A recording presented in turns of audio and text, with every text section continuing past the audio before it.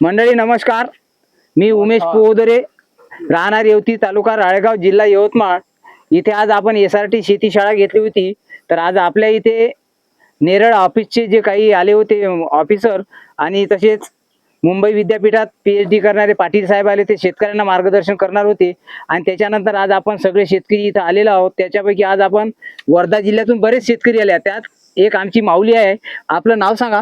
भीमा भगवान जिमून, राहणार पिंपळगाव लुटे, तालुका देवळी, जिल्हा वर्धा. तुम्ही SRT शेती पाहण्यासाठी आल्या ना? हो, SRT शेती पाहिलं तर तुम्हाला कसं वाटत आहे? आता बरं वाटलं. कचरा पाहिल्यावर कसं वाटत आहे? कचरा नाही तेवढा हं. तेवढा नाही ना. पण याच्यात आपण नांगरत नाही ना निंदत नाही, मग निंदल्याशिवाय शेती होते की नाही? होते न, गेल्या वर्षी आम्ही डवरलंच नाही ना. हा, म्हणजे बघा, तुम्ही नाही केलं म्हणजे तशी शेती होते. तसेच आपल्या वर्धा जिल्ह्याचे आमचे सगळ्याचे आदर्श श्री भानुदासजी ठाकरे हे आलेले आहेत. ठाकरे साहेब नमस्कार. नमस्कार. आपलं नाव सांगा आणि तुम्ही. मी भानुदास ठाकरे, मुक्काम पोस्ट सिंधी रेल्वे, तालुका सेलू, जिल्हा वर्धा येथील शेतकरी SRTचे सोय. तुम्ही आता 4 वर्ष झाले SRTचा अभ्यास करताय, 2 वर्ष झाली आता तुम्ही SRT करत आहे. हो. आता तुम्ही पाहताय सुरुवातीपासून वर्धा जिल्ह्यातले जे शेतकरी आहे, हो. वर्धा जिल्ह्यातल्या शेतकऱ्याचा ओघ SRT शेतीसाठी आपल्यासाठी इकडे भरपूर आहे, बरोबर. भरपूर आहे. आणि आता आलं, जसं आपण सांगतो तुम्हाला नेहमी, मी सांगतो, आज तुम्ही पहिल्यांदा आले समजा, हो. तसंच आहे की ना आपल्या वर्धात आता? जसं सांगितलं तसं पूर्णच्या पूर्ण आहे. याच्यात कुठलंही डुप्लिकेट नाही. सगळं यांनी जे भाषण केलं, शिकवलं, त्या पद्धतीने तुम्हाला इथं सगळं मार्गदर्शन दाखवलं. बिलकुल. तसेच आज आपल्या इथं, आपलं नाव काय? गौरव पोवळे, कोणतं? जुनोना, वर्धा जिल्हा. हा, वर्धा जिल्ह्यातून जुनोनाचे साहेब आहे ते. आपलं नाव सांगा आणि तुम्ही SRT शेती शाळेला का आले हे सांगा. नमस्कार सर, माझं नाव गौरव रवींद्र पोवळे, मी जुनोना या गावावरून बिलॉंग करतो. सर्वप्रथम याची माहिती जी आहे, ऍक्च्युली आम्ही मला 1.5 ते 2 वर्ष झाले या पद्धतीची माहिती भेटली. माझ्या वडिलांनी जळगाव पर्यंत आणि मुंबई पर्यंत जाऊन याच्या कार्यशाळा केल्या आहे. पण जेव्हा माहित पडलं की एकदम जवळ आपल्या 50 किलोमीटर मध्ये हे तंत्रज्ञान अवेलेबल आहे, कोणीतरी करत आहे आणि त्याची माहिती आपल्यालाच नाही, तर आम्ही आवर्जून आज तुमचं एक मॅनेजमेंट बघायला आणि सगळ्या गोष्टी अभ्यास करायला इथे आलो आहे. पहिले आपण बघू, आपण शिकू, तर आपण काही दुसऱ्यांना देऊ शकू, मार्गदर्शन करू शकू. आम्ही पण ऑर्गॅनिक शेतीमध्ये मी काम करतो. गेल्या 2-2.5 वर्षापासून माझं काम चालू आहे. जमिनीचा ऑर्गॅनिक कार्बन कसा वाढवायचा, त्याचं महत्व काय आहे, गांडुळाचं महत्व काय आहे, हे आम्ही ऑलरेडी शेतकऱ्यांना सांगत आहे, शेतकऱ्यापर्यंत पोहोचत आहे. पण या पद्धतीमुळे त्याच्यामध्ये कसं व्हॅल्यू ऍडिशन करता येईल, कशी तुमची जमिनीचा खर्च कमी करून, महत्वाची इथे जे बाब आहे ते आहे खर्च कमी करणे.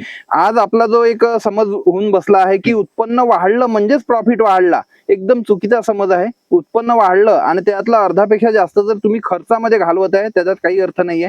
उत्पन्न तेवढंच ठेवा, पण खर्च म्हणजेच प्रॉफिट वाढला, एकदम चुकीचा समज आहे. उत्पन्न वाढलं आणि त्यातला अर्धापेक्षा जास्त जर तुम्ही खर्चामध्ये घालवत आहे, त्याच्यात काही अर्थ नाहीये.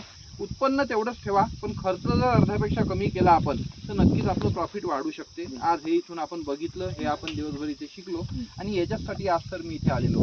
पण तुम्हाला जे आता समजा मी तिथे सांगितलं की इतके शेतकरी ज्या पद्धती, आता तुम्ही माती बघितली, बरोबर. मातीची कणरचना बदलली, जी आपण तिथे सांगितलं, पूर्णपणे बदलली. मातीला सुगंध पण तुम्ही बघितलेला आहे. बिलकुल. आता आणि एवढ्या मे महिन्यामध्ये आता एवढे टेम्परेचर आहे, पाण्याचा कुठे थेंब नाही, ओलावा तर जमिनीमध्ये आहेच नाही. त्या ठिकाणी आपल्या शेतातली माती एकदम नरम आहे आणि ओलावा तिथे अजूनही टिकून आहे आणि वर एकदम आपण काही खोलात गेलो नाही, काहीच नाही, हे आम्ही बघितलं. आणि सुगंध हा नॅचरल सेंद्रिय कार्बन असल्याशिवाय येत येत नाही. आणि हा बरोबर. सगळ्यात महत्वाचा मुद्दा मुद्दा आहे. आहे. तसेच वर्धा जिल्ह्यातून आता डॉक्टर साठवणे साहेब आहेत, ते सुद्धा आपल्या SRT शेती शाळेला, आणि विशेष म्हणजे प्रत्येक SRT शेती शाळेला हे शेतकरी पाठवतात, स्वतः पैसे त्याचे अकाउंटवर मारून हे त्यांना पाठवतात. आजही त्यांनी 6 शेतकरी आणलेले आहे.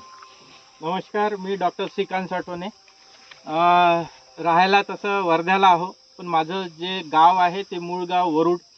मी छोटीशी गोशाळा चालवतो आणि 20 एकर शेती आहे. मागल्या वर्षीपासून SRT शेतीचं काम मी सुरू केलेलं आहे. वर्धा जिल्ह्यातल्या शेतकऱ्यांना आणि बाकीच्याही जिल्ह्यातल्या शेतकऱ्यांना SRTची माहिती मिळावी म्हणून मागल्या वर्षी आम्ही चंद्रकांत दादा बडसावळेंना इथे बोलावलं होतं. दरवर्षी आम्ही बोलावतो बऱ्याचशा लोकांना, पण तेव्हापासून असं वाटलं की बघ कुठेतरी शेतकऱ्यांना याचा फायदा होतो, म्हणून या मार्गावर प्रत्येक गावागावात जाऊन आम्ही त्याचा प्रचार करतो आणि प्रवृत्त करतो की SRT शेतीवर या, जेणेकरून आपली शेती दुरुस्त झाली पाहिजे आणि आपला खर्च कसा मर्यादित करून आपलं उत्पादन कसं वाढवायचं, याचं नियोजन कसं करता येईल याची माहिती आपण देतो. आणि जास्तीची माहिती घेण्यासाठी मग उमेश भाऊंकडे आपण पाठवतो. ज्यांना ज्यांना जसं आपल्याकडून माहिती देता येईल ते देतो, पण जास्तीची माहिती यायसाठी आपल्याला इथे शेतात महत्त्वाचा विषय आहे. कारण की कितीही तोंडाने सांगितलं तरी लोकांना विश्वास बसवत नाही. म्हणून या ठिकाणी शेतकऱ्यांना पाठवण्याचा उद्देश तोच आहे की फार्मवर जा, पाहून या, मग आपल्या कार्याला लागा, जेणेकरून तुमचा विश्वास राहील. कुठलीही गोष्ट विश्वासाशिवाय होत नाही. बरोबर. आणि ते जिथे डोळ्याने दिसली विश्वास पाहिजे. आहे तिथे आपण काम करतो आणि डोळ्यांनी पाहिल्याशिवाय विश्वास बसवत नाही. कोणाच्या कानाने तोंडाने सांगितल्यावर विश्वास ठेवू नका, पण डोळ्यांनी पाहून विश्वास ठेवा आणि SRT शेती करा, असं माझं निवेदन आहे. नमस्कार. मस्त साहेब, साठवण साहेब. आता तसेच आपल्या अकोला जिल्ह्यातून आलेले शेतकरी आहे साहेब. या हे मला अमरावतीच्या कार्यक्रमात भेटले, त्या दिवसापासून यांनी जे मनावर घेतलं हे एका हप्त्यात येवतीत आले. आपलं नाव सांगा आणि इतक्या लांब येण्याचं कारण पण सांगा, कारण तुमची दुसरं काम आहे, दुसरी वेळ. माझं नाव राजेश तेजराव तातो. गाव आमचं आहे पाचपिंपळ खरप, तालुका जिल्हा अकोला. आजच्या काळात जो शेतकरी जो आहे, मी माझ्यावरूनच सांगतो, कारण खर्च भरपूर लागत आहे, उत्पन्न पाहिजे तसं होत नाही आहे. परंतु या ठिकाणी मोबाईलमध्ये तर व्हिडिओ पाहिलेच, अभ्यास केला, पण प्रत्यक्ष ज्यावेळेस इथं आलो, हे सगळं पाहिलं, तर खरोखर म्हणजे डोकंच खाजवलं आहे की अशा कंडिशनमध्ये उत्पन्न येऊ शकते. आणि खरं या इथं प्रत्यक्षात आल्यानंतर जे आहे, जवळून आल्यानंतर एकदम निकटच्या शंका कुशंका निघून जे आहे स्पष्ट कल्पना आपल्याला येते.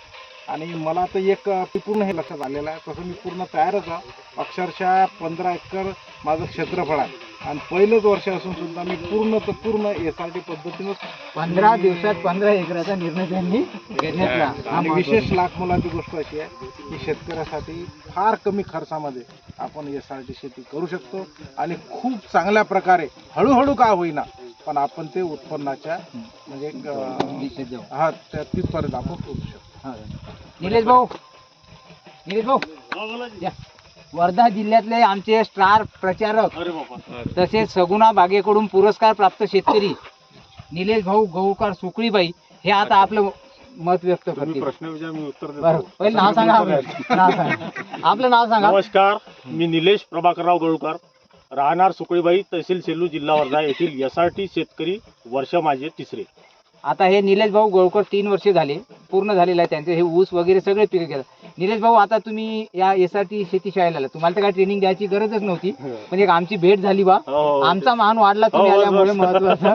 तर तुम्ही आता जे आले, आता आपलं क्षेत्र पाहिलं, तुम्ही पाहिलं हे सगळं, हे शेतकरी आहे, तर ह्या शेतकऱ्यांना तुम्ही काय सांगा, आता SRT करायची की नाही आहे ना? SRT करा, कारण की हे SRT करणं म्हणजे आपल्या शेतकऱ्यासाठी अत्यंत समजा फायद्याचं आहे. कारण की हे माझ्याहून उदाहरण देतो मी. माझ्याजवळ जोडी होती, ट्रॅक्टर होतं, सगळं मी एका वर्षात खतम करून टाकलं. त्यानंतर SRT सुरू केली आणि आता SRT मी सुखी आहे, म्हणजे बिलकुल आराम आहे. आता उन्हाळ्याचा इकडे तिकडे फिरणं, आणि आता आपण डायरेक्ट समजा जून महिन्यातच जाऊ शेतावर. बिलकुल. आता निलेश भाऊन आपल्याला सगळं सांगितलेलं, काही कवा शेतात जायचं ना कवा नाही जायचं, त्याचा खूप मोठा अनुभव आहे. स्वतः कष्टिक आहे, हे महत्वाचं आहे. यवतमाळचं आहे का आपलं कोणी? आता मी बोलण्यालायक नाही, पहिलंच वर्ष. नाही बोलण्याला शेती शाळेला का आले तुम्ही? शेती तुम्ही आपलं नाव सांगा. माझं नाव विक्रमजीत, नेर तालुका, यवतमाळ जिल्हा. यावर्षी पहिलंच वर्ष जॉब करतो. सुरुवात करणार. निसर्ग शेती केली 2-3 एकर आणि कापूस लावला बिना तणनाशक, बिना फवाऱ्याने. बोंड वगैरे चांगले होते, 15 बोंड वगैरे आले. आणि जे गवत कापलं ते बुडाशी टाकलं मी इकडे शेताच्या बाहेर, मल्चिंग केलं. तिथं गवत नाही आलं पुन्हा.